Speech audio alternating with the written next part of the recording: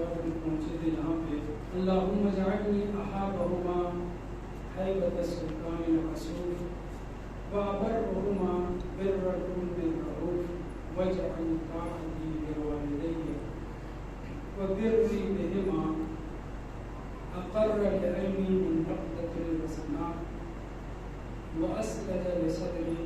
من شربۃ الزمان۔ حضرت امام سجاد علیہ السلام کی صحیفہ سجادیہ کی دعا نمبر 24 پر گفتگو صحیفہ والدین کو مناسب ہو رہی ہے۔ اس دعا میں امام سجاد علیہ السلام اپنے ماں باپ کے لیے خدا متعال سے ایسا مطالبہ کر رہے ہیں کہ جو ہمارے لیے نہایت غور و فکر کرنے والا مطلب ہے۔ فرماتے ہیں پالنے والے وَجَعَلْ طَاعَتِي لِوَالِدَيَّ وَبِرِّي بِهِمَا، اے پالنے والے میں اپنے ماں باپ کی اطاعت کروں اور ان کے ساتھ نیک سلوک کروں۔ یہ نیک سلوک کرنا اور یہ اطاعت والدین میرے نزدیک ایسی بنا دے،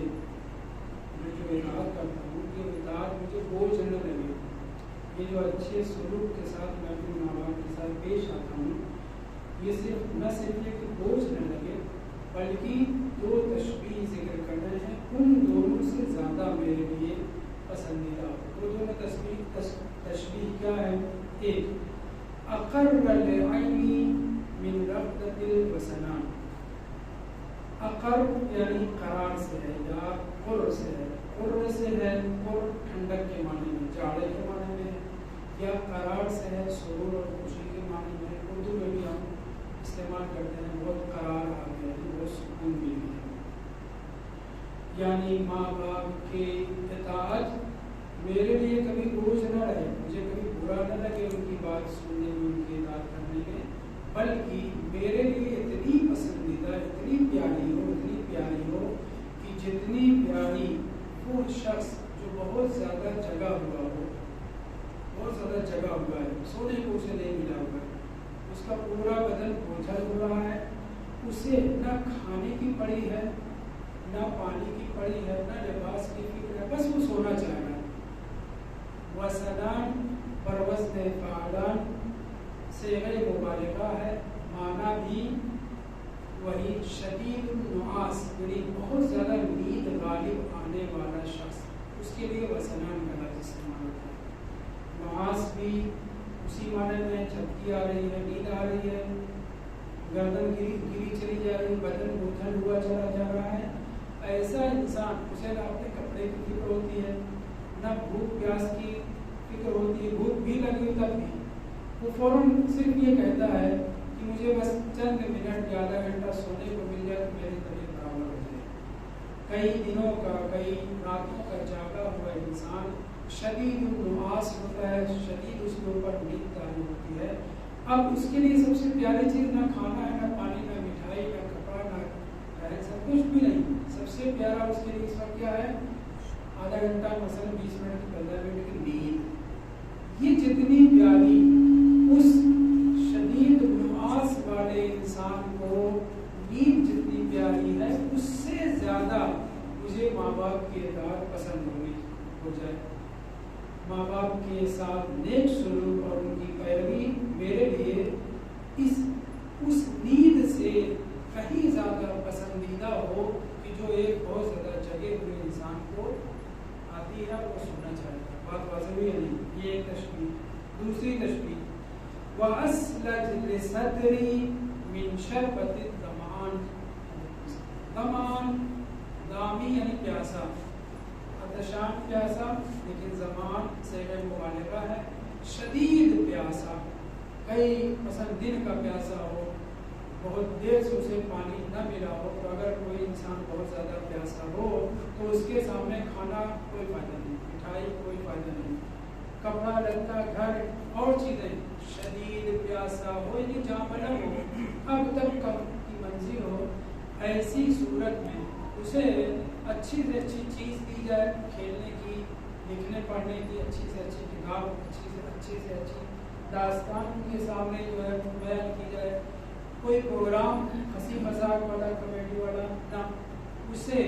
جس کی جان پر بن آئی ہے، جسے شدید پیاس لگی ہوئی ہے، اسے ایک گھونٹ پانی جتنا پیارا ہے ویسی اسے کوئی چیز پیاری نہیں ہے۔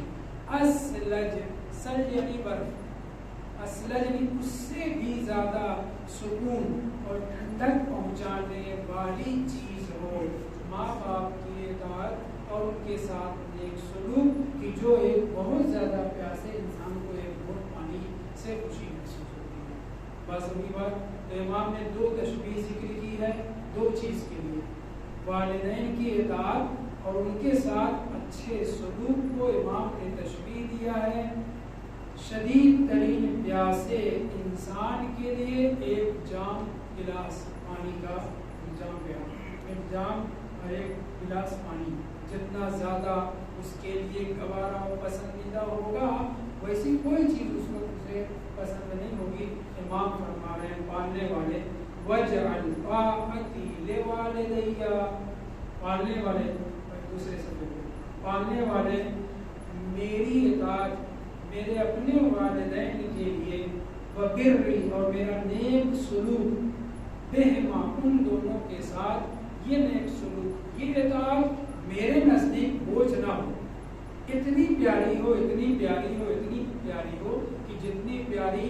شدید پیاسے انسان کو ایک جام ایک گلاس ہے پانی نہیں پیارا ہوتا، بہت پیارا ہوتا ہے لیکن اس سے کہیں زیادہ مجھے اطاعت پسند ہو۔ یا وہ آدمی جو کئی رات کا مثلا جگا ہوا ہے، اسے بہترین نیند آ رہی ہے، اسے اچھے کھانے اور پانی کی ضرورت نہیں، بس وہ سونا چاہ رہا ہے، اس سے بھی زیادہ میرے لیے پسندیدہ قرار دے۔ تو اگر ایسا کر دے گا اے پانے والے، تو اگر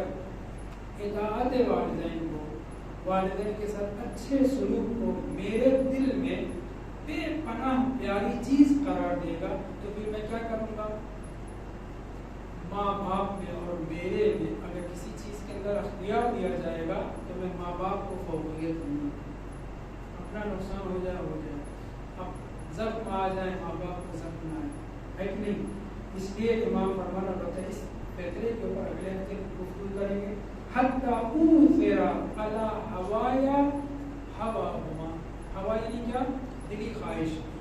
مگر نفس سے ہمارا والی خواہش یہاں مراد ہوائی نفس نہیں بلکہ چاہت، کہ میں اپنی چاہت کے اوپر ماں باپ کی چاہت کو فوقیت دوں۔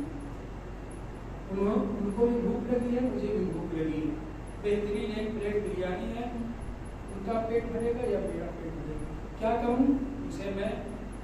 انسان بعض جانوروں کو بھی دے دیتا ہے، دوست اور بھائی اور رشتے دار۔ یہاں ماں باپ کی بات ہو رہی ہے، یہ ایک پلیٹ بریانی کی بات نہیں ہے، کوئی بھی کام ان کی خواہشات کو میں فوقیت دوں اپنی خواہشات پر۔ شادی وہ فلاں جہاں کرنا چاہ رہے ہیں، میں فلاں سے محبت کرتا ہوں مثلا، حتی اوثر ایثار سے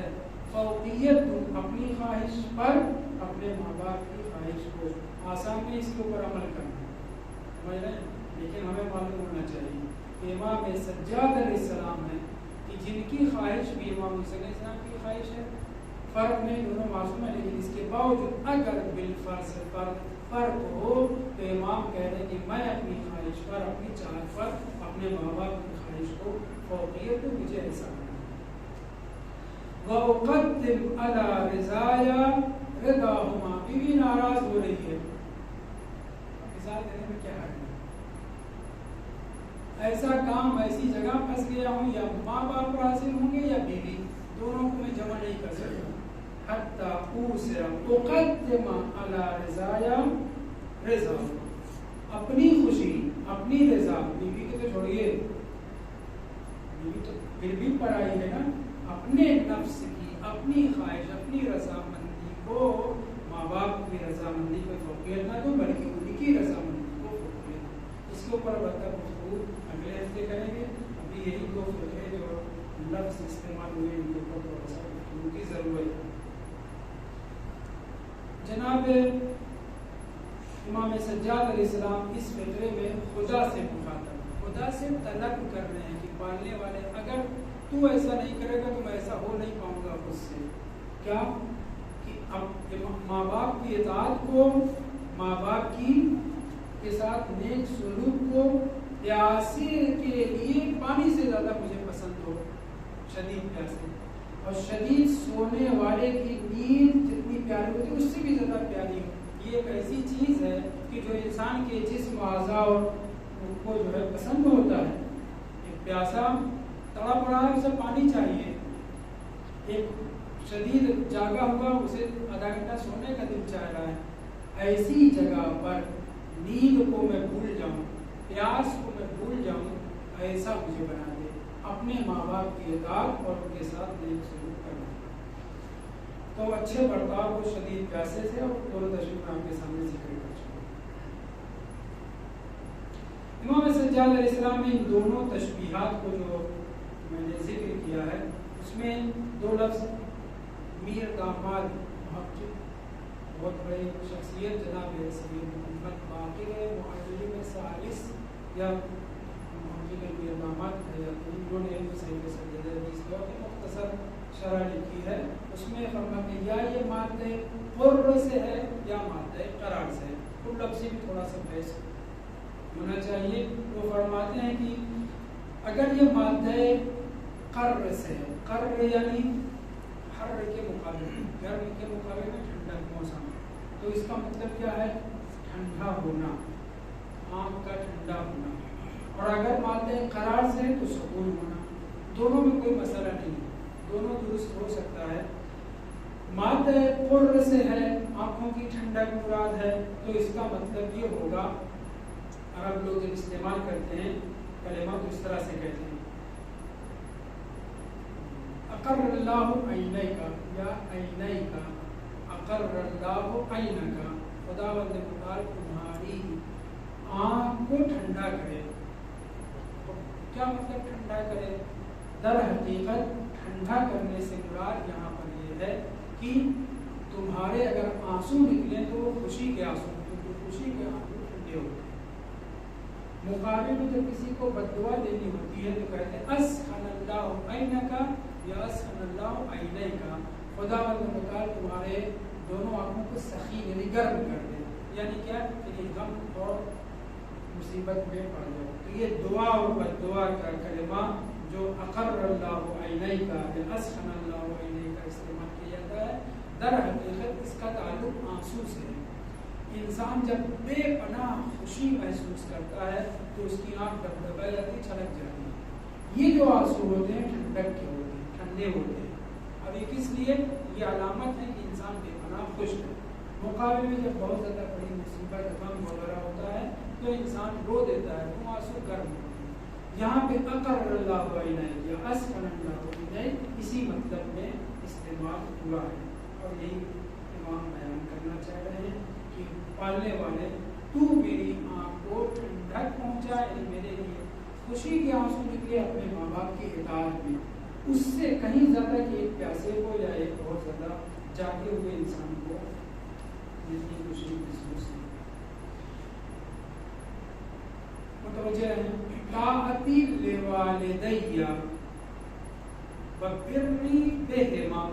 ماں باپ کی اطاعت اور ان کے ساتھ نیک سلوک میرے لیے بہت زیادہ پسند ہے. اطاعت والدین لا شک ولا ریب واجب شرعی تو ہے ہی، واجب عقلی بھی ہے، واجب عرفی بھی ہے، واجب اخلاقی بھی ہے. صحیح؟ کیسے؟ اس لیے کہ شریعت نے کہا ہے وشکر، شکر کا حکم دیا ہے. صحیح؟ اطاعت کا حکم دیا ماں باپ کی. قرآن کی آیت اور روایات بے پناہ ہیں، روایات بہت زیادہ ہیں. آیات قرآنیہ اور روایات معصومین علیہ السلام سے ماں باپ کی اطاعت واجب. عقل انسانی بھی کہتی ہے کہ جس نے آپ کو پرورش دی ہے، پال پوس کر کے بڑا کیا ہے، سارے انسانوں کی اپنی کہتی ہے کہ اس کا احترام کیا جائے، اس کی پیروی کی جائے، اس کی باتوں کو سنا جائے. عرف میں بھی کوئی بھی عرف ہو، ضرورت نہیں کہ دیندار عرف ہو، کوئی بھی عرف ہو، عرف میں بھی لوگ ماں باپ کے ساتھ بدتمیزی کرنے والوں کو ناپسند کرتے ہیں، اطاعت کرنے والوں کو پسند کرتے ہیں. اخلاق کا تقاضا عرفی، سماجی، معاشرتی ہر جہت سے اطاعت والدین اور ان کے ساتھ اچھا سلوک واجب. واضح؟ قرآن مجید جو ابدی کتاب ہے، زندہ جاوید ہے رسول اسلام صلی اللہ علیہ وآلہ وسلم کا، جہاں اطاعت والدین کا حکم دیا گیا ہے، وَوَصَّيْنَا الْإِنسَانَ بِوَالِدَيْهِ حُسْنًا، ہم نے وصیت کی ہے کہ جب میں وقضى اللہ قضا فیصلہ حتمی فیصلہ کر دیا ہے، وصیت کی، وصیت بھی یہاں پر وجوب اور کتابت کے معنی میں ہے، یعنی اللہ نے فیصلہ لکھ دیا ہے کہ والدین کی اطاعت واجب، روایت تو ہے ہی۔ اس طریقے سے وصیت کے بعد عمومی طور پر قرآن مجید میں تذکرہ کرنے کے بعد بھی ایک خاص پہلو پہ بہت زیادہ توجہ دی گئی ہے، اور وہ ہے جناب لقمان کا واقعہ، جو اپنے بیٹے کو وصیت کرتے ہوئے سفارش کرتے ہوئے نظر آتے ہیں، یا بنیا لا تشرک باللہ ان الشرک لظلم عظیم، اور اسی طریقے سے بہت سے کلمات ہوتے ہیں۔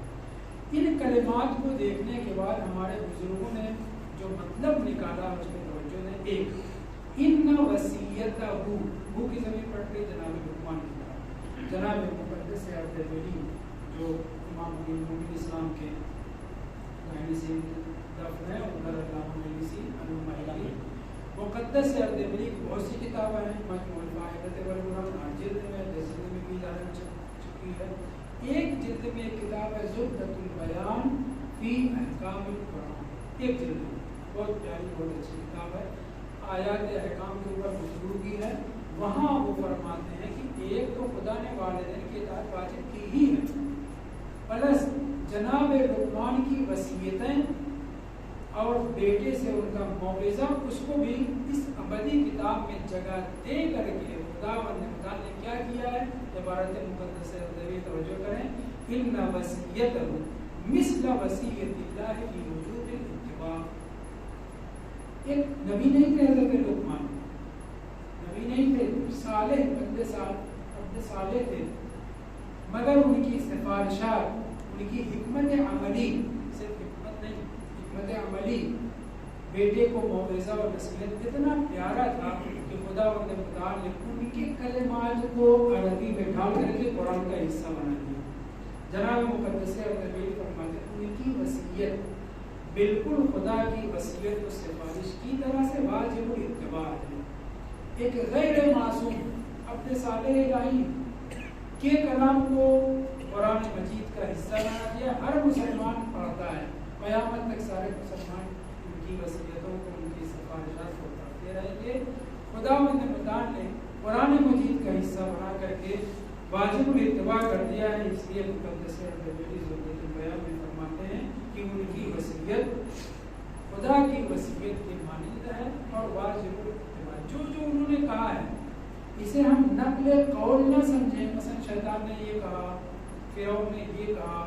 نمرود اور شداد نے یہ کہا، مقابل میں حضرت موسیٰ نے یہ کہا، حضرت ابراہیم نے یہ کہا،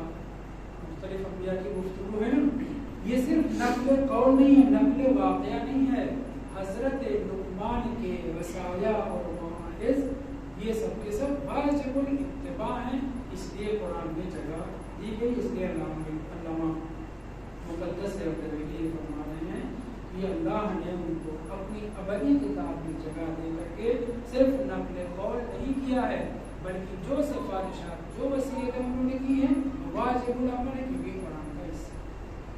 دوسری بات جو اس جگہ پہ مقدس اردبیلی نے بیان کی ہے، دو بات، ایک تو ماں باپ کی اطاعت، دوسرے انشکر لی ولوالدیک، اسی آیت ہے، میرا بھی شکریہ ادا کرنا ہے، اپنے والدین کا بھی شکر گزار ہونا ہے۔ انشکر لی فوراً والدین کا تذکرہ، صحیح، یا امام حسین اسلام والی دعا جو قرآن مجید میں ذکر ہوئی ہے، فلما بلغ کیا ہے اشدہ، پر اس میں آخر میں ہے رب اوزعنی ان اشکر نعمتک التی انعمت علی وعلی والدی، اور اسی طریقے کی اور بھی آئی۔ تو ان آیات میں خداوند متعال نے اپنے شکر کے ساتھ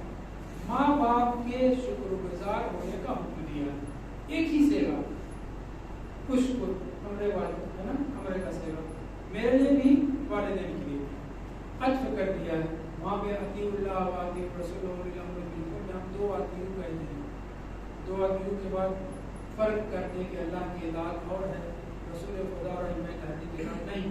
یہ اطیع بھی تو عطف ہوا ہے وہی اطاعت خدا اور رسول خدا میں فرق ہے وہ اپنی جگہ پر لیکن اطاعت کے معاملے میں سیدھے کہا گیا من یطیع الرسول فقد اطاع اللہ قرآن کا اعلان ہے من یطیع الرسول فقد اطاع اللہ جس نے رسول خدا کی اطاعت کی اس نے اللہ کی اطاعت میں فرق نہیں ہے لفظ دو استعمال ہوا یہاں تو دو لفظ بھی استعمال نہیں ہوا ہے انشکر لی ولی والدیک اگر میں آیت صحیح پڑھا فوراً اسی کے بعد والدین کا تذکرہ ہے جناب مقدس عبدالویلی فرماتے ہیں لفظوں کے غور کریے اتنا زیادہ ان کے شکرانے ان کی اطاعت ان کے ساتھ نیک سلوک کو خداوند کے مطابق ہائی لائٹ کیا حقیقت میں اپنی اطاعت اپنے شکرانے اپنی عبادت کے ساتھ ملا دیا ہے لہٰذا مقدس عبدالویلی کے الفاظ ہیں کأنہما گویا کہ ماں باپ نہیں ہے یہ کأنہما شقیق اللہ یہ اللہ کے بھائی بہن شقیق کہتے ہیں بھائی قریبی ہمسائے کو بھی شقیق استعمال کرتے ہیں دوست خدا کا کوئی بھائی بہن نہیں ہے کأنہما کأنہ حرف تشبیہ میں سے ہے کأنہما شقیق اللہ فی وجوب الطاعت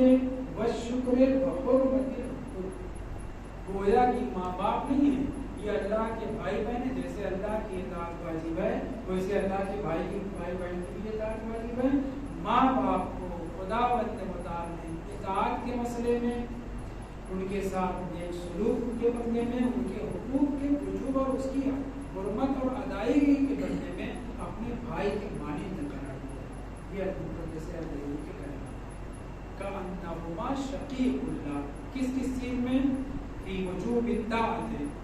اطاعت ان کی واجب ہے جیسے خدا کی اطاعت واجب ہے ویسے اگر خدا کا بھائی ہوتا ہے اس کی اطاعت واجب ہوتی ہے بہن ہوتی ہے اس کی بھی اطاعت واجب ہے ابھی بھائی بہن نہیں ہے یہ بھائی بہن کی منزل میں ہے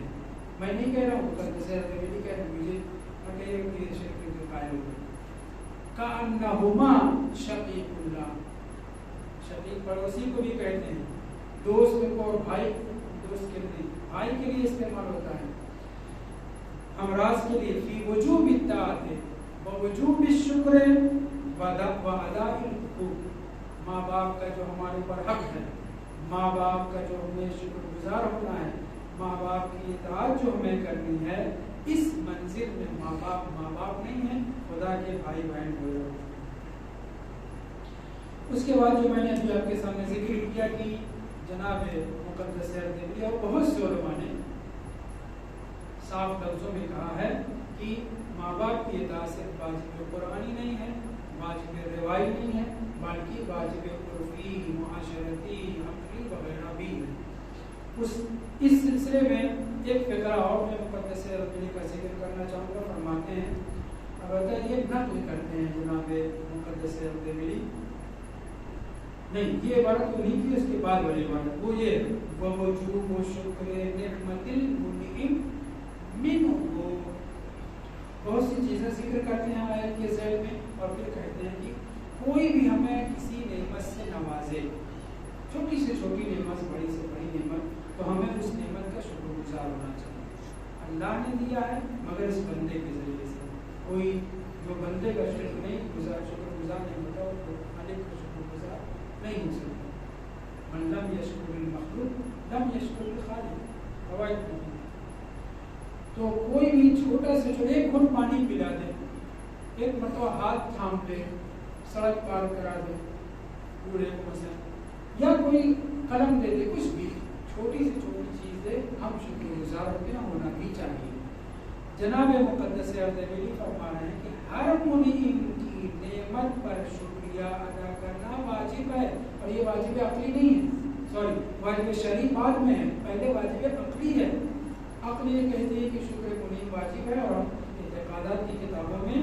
جہاں پر اللہ کی اطاعت اور اس معرفت کے وجوب کی بات کرتے ہیں وہاں یہ کہتے ہیں کہ ایک دلیل وجوب شکر منعم ہے خداوند سب سے بڑا منعم ہے جب ہر انسان اور ہر شخص کی ادائے نعمت کے اوپر شکریہ ادا کرنا واجب ہے تو خدا اور متعال کو سب سے بڑا منعم ہے، اس کی نعمتوں پر شکریہ ادا کرنا واجب ہے۔ اب جب شکریہ واجب ہے تو اس کی معرفت حاصل کریں تاکہ پتہ چلے کہ وہ کیا چاہ رہا ہے۔ مثلا ایک آدمی آپ کو کوئی چیز دی ہے، اب وہ چاہ رہا ہے کہ آپ اس کا ایک مرتبہ نام لے لیں بس، یا وہ چاہ رہا ہے اس کی جوتی سیدھی کر دیں، یا وہ چاہ رہا ہے کھڑے ہو کر کے سیلوٹ مارے۔ مثلا جو وہ پسند کرتا ہے اس کے حق میں وہ ہونا چاہیے، صحیح۔ خداوند متعال بھی منعم ہے، اس کا شکر ادا کرنا ہمارے اوپر واجب ہے۔ اب وہ کیسا شکر چاہ رہا ہے، رکوع میں جا کر کے، سجدے میں جا کر کے، حج کر کے، یا یہ کہ صرف اللہ اللہ کرنے سے وہ راضی ہو جائے گا۔ جیسے وہ چاہ رہا ہے ویسے شکر ہونا چاہیے، لہذا اس کی معرفت واجب ہے۔ وہ مقدس اردبیلی کیا فرما رہے ہیں؟ وَطَاعَةُ الْوَالِدَيْنِ وَبِرُّهُمَا وَتَحْرِيمُ الْحُقُوقِ، تحریم سے مراد حرمت ہے، حرام ہونا نہیں۔ ماں باپ کی کا شکر واجب ہے،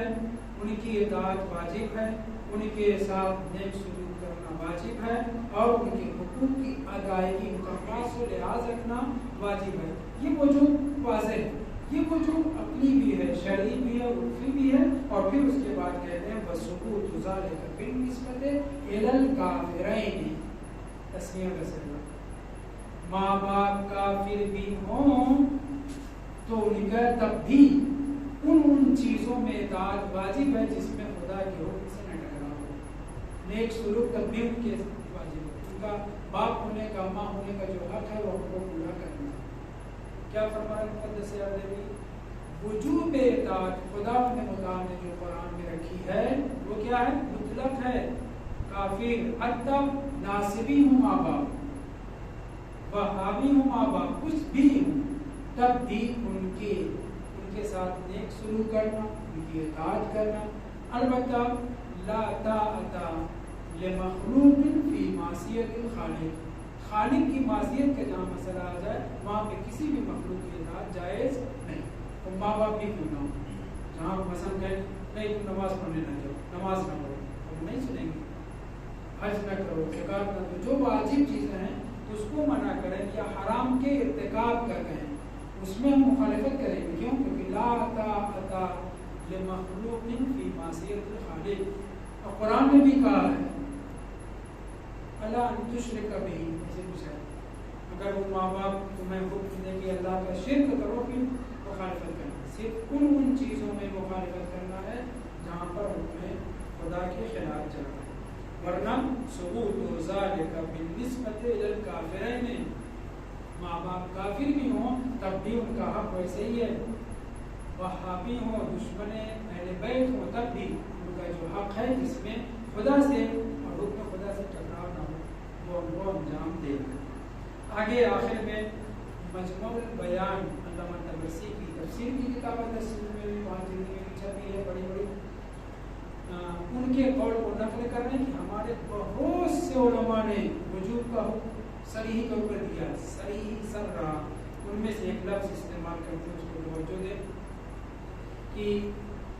قرآن مجید کیا کہہ رہا ہے؟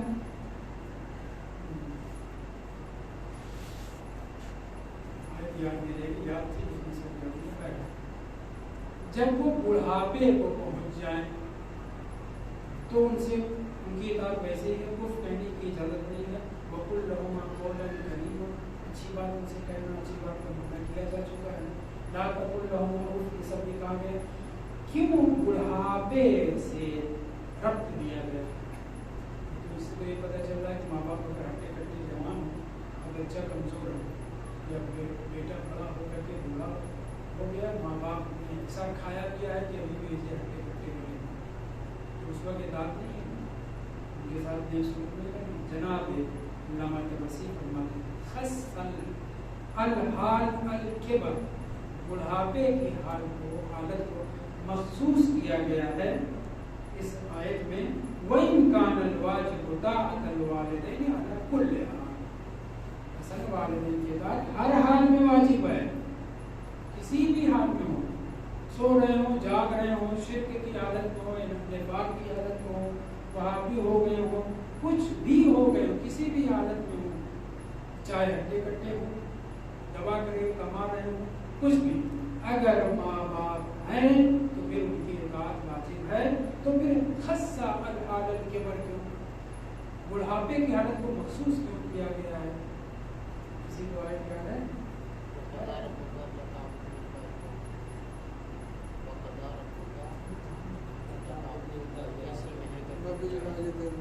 قلم کا بڑا ہوا ایسے کچھ کر کے ہے کہتا ہوگا الکبر، الکبر کا لفظ استعمال ہے، کچھ ایسے یہ کبر کا لفظ استعمال ہوا ہے۔ کیوں مخصوص کیا کبر سے؟ جناب علامہ طبرسی فرماتے ہیں خصہ الحال الکبر، الکلام مضاف میں بھی داخل ہے،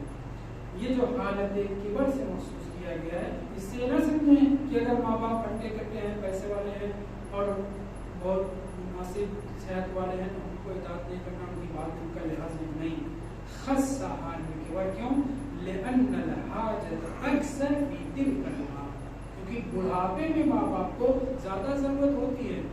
کم سنائی پڑتا ہے، آپ چیخیں چلا چلا کر کے بات کرنا پڑے گا، دکھائی نہیں پڑ رہا ہے تو ان کی جو ہے ساتھ دینا ہے۔ بڑھاپے میں ماں باپ کے بڑھاپے میں زیادہ انہیں حاجت و ضرورت ہوتی ہے، لہذا حاجت و ضرورت کو مخصوص کیا گیا ہے۔ وقضى ربك الا تعبدوا الا اياه وبالوالدين احسانا اما يبلغن عندك الكبر احدهما او كلاهما، جب دونوں بوڑھے ہو جائیں یا ان میں سے کوئی ایک بوڑھا ہو جائے تو اف نہیں کہہ سکتے، کیا اس سے پہلے اف کہہ سکتے ہیں؟ جوان ہٹا کٹا باپ کو کبھی نہیں۔ علی کل حال، عبارت کیا ہے؟ فی علی کل حال وان کان الواجب طاعۃ الوالدین علی کل حال، مگر حالت بڑھاپا کو مخصوص یہاں پہ جو کیا گیا ہے وہ غالبی حالت ماں باپ کے بڑھاپے کی کہ جس میں ان کو زیادہ ضرورت ہوتی ہے، پیسہ بھی ساتھ دینے کی ضرورت ہے، تو اس صورت کو اس لیے مخصوص کیا گیا ہے۔ اب ایک اطاعت کا نہیں پائیں گے، اطاعت کا ہلکا پھلکا سا واقعہ وہ یہ ہے کہ جناب رسول خدا صلی اللہ علیہ وسلم نے ایک دن حکم دیا میرے انسان کو، آج اپنے گھر میں آپ تشریف رکھیں۔ پھر اس کے بعد ام سلمہ کے پاس آئے اور ان کے سامنے کھال، بکری کی کھال نکالی، کچھ اس کے اوپر لکھا اور لپیٹ کر کے جناب ام سلمہ کو دے دیا اور ان سے یہ فرمایا کہ میرے بعد میرے بعد جو آپ کے پاس آئے اور اس تحریر کو آپ سے طلب کرے، اس کی خصوصیت بیان کرے تو اسے دے دیجیے گا، اور یہ جان لیجیے کہ بھائی آپ کا امام حجت خدا اور میرا جانشین و خلیفہ ہے۔ کوئی نہیں جانتا تھا اس واقعے کو، صرف ام سلمہ کے سامنے کھال نکالی، اس کے اوپر تحریر کیا، رسول خدا نے موڑا، ام سلمہ کے حوالے کر دیا کہ مثلا میں اپنے الفاظ میں کہہ رہا ہوں کہ یہ بتلائے کہ بکری کی کھال میں لکھا ہوا ہے، مثلا یہ بتلائے کہ قلم سے لکھا ہوا ہے، پنسل سے لکھا ہوا ہے، سے یا مبریک سے اشارہ لکھا ہوا ہے، کیا لکھا ہوا وغیرہ وغیرہ، جو آ کر کے آپ سے طلب کرے اور اس کی یہ خصوصیات بتائے، آپ اسے یہ ادا کر دیجیے گا اور آپ سمجھ لیجیے کہ وہی آپ کا امام اور حجت خدا۔ جناب ام سلمہ کی بات ہو رہی ہے، رسول خدا کی زوجیت میں آنے سے پہلے شادی کر چکے ہیں، کہ ایک بیٹا بھی تھا عمر ابن ابی سلمہ کا شروع ہے، ابو سلمہ اور ام سلمہ اور ابن ابی سلمہ، عمر نام تھا ان کا۔ یہ بیان کرتے ہیں کہ جب رسول خدا کی رحلت ہو گئی تو جناب ام سلمہ نے ماں نے مجھے طلب کیا، کہا بیٹا جاؤ مسجد میں اور مسجد میں خطبہ وغیرہ ہو جائے پہلی خلافت کے بعد، تو دیکھنا کوئی تمہیں پکارتا ہے، کوئی بلاتا ہے، کوئی کام تو مجھے میرے پاس لے کر زندگی میں رسول خدا کی بات ہے۔ رحلت کے بعد پہلا مرتبہ منبر پہ گیا، خطبہ دیا، خطبہ دینے کے بعد اترا، اپنے اس کے بعد اپنے گھر چلا گیا۔ عمر ابن ابی سلمہ کہتے ہیں کہ میں مسجد میں انتظار کر رہا ہوں کہ ماں نے کہا ہے کہ جو بھی منبر پہ جائے گا، خطبہ دے گا، خلیفہ ہوگا تو تم سے کچھ کہے گا تو تم میرے پاس لے کر کے کچھ کھائے گا۔ پہنچے ماں کے پاس، اب اندر گیا، خطبہ دیا فلاں نے اور اس کے بعد چلا گیا۔ ماں نے کچھ نہیں کہا، ماں کی اطاعت توجہ ہے، 2.5 साल के बाद 2 साल कुछ महीने के बाद जब ये वासिले जहन्नम हो गया मरहूम अव्वल, तो दूसरे को जो उसने वसीयत की थी वो मिंबर पे गया, खुतबा दिया, खुतबा देने के बाद उतरा और फिर उसके बाद अपने घर चलता बना। 2.5 साल के बाद भी उस खुतबे के सुनने के लिए उमर इब्न अबी सलमा हाजिर, माँ का हुक्म था आए। फिर उसके बाद जा करके माँ से बात दिया, उन्होंने उससे मेरी तरफ देखा जाए, उससे तलब करने की बात ही कुछ भी नहीं करा, माँ खामोश हो।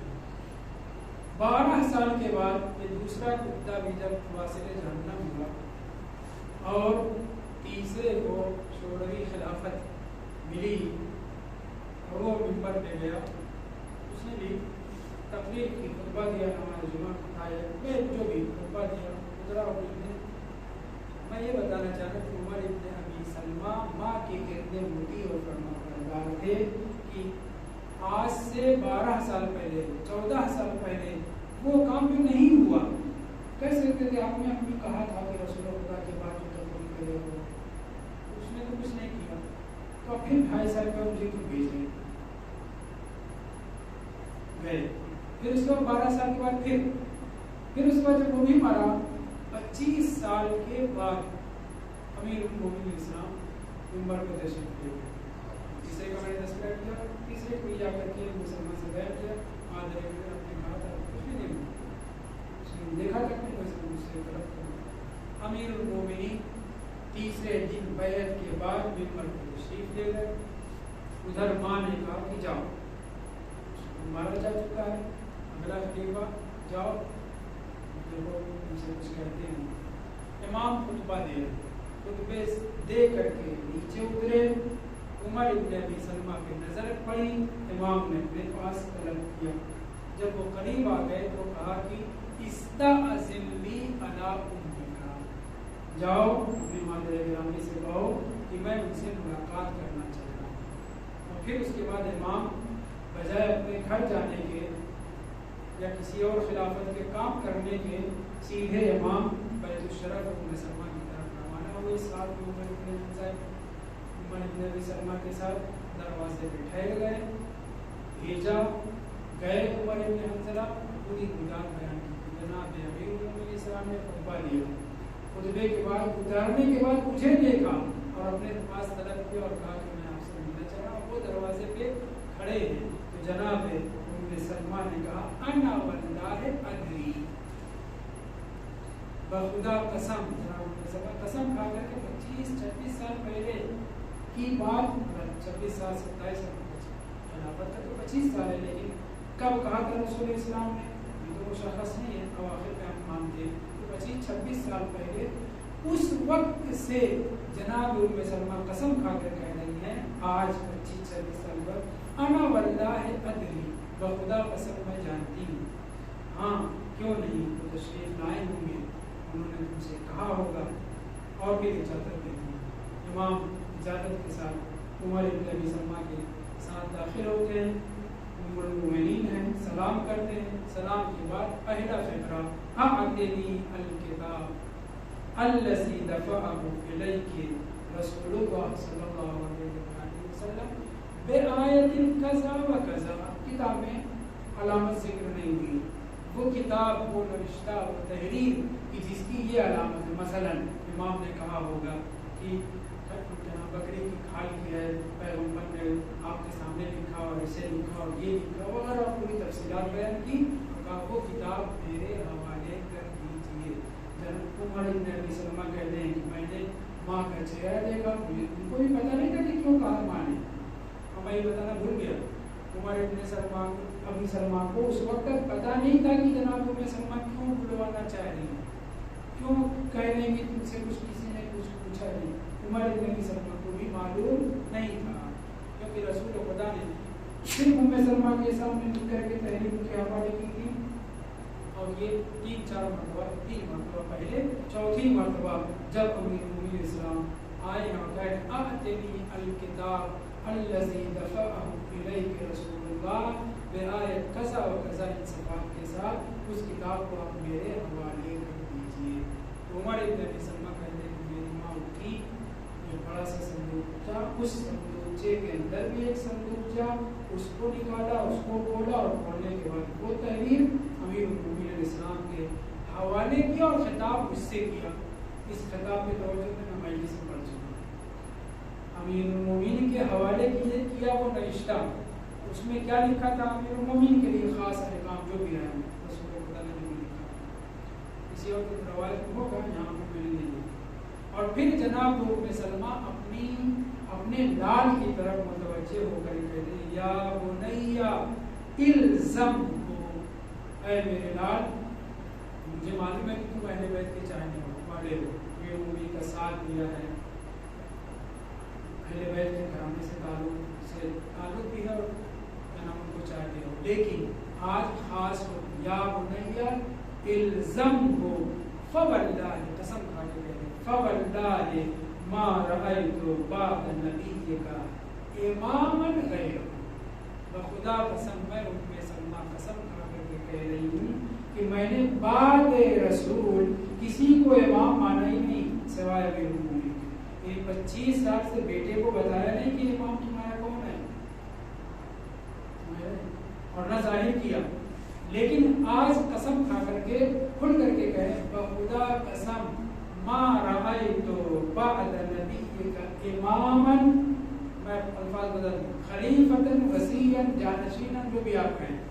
मैंने बाद नबी किसी को इमाम माना ही नहीं, समझा ही नहीं सिवाय अमीरुल मोमिनीन की। आज खुल करके बयान करें, क्यों? क्योंकि अलामत थी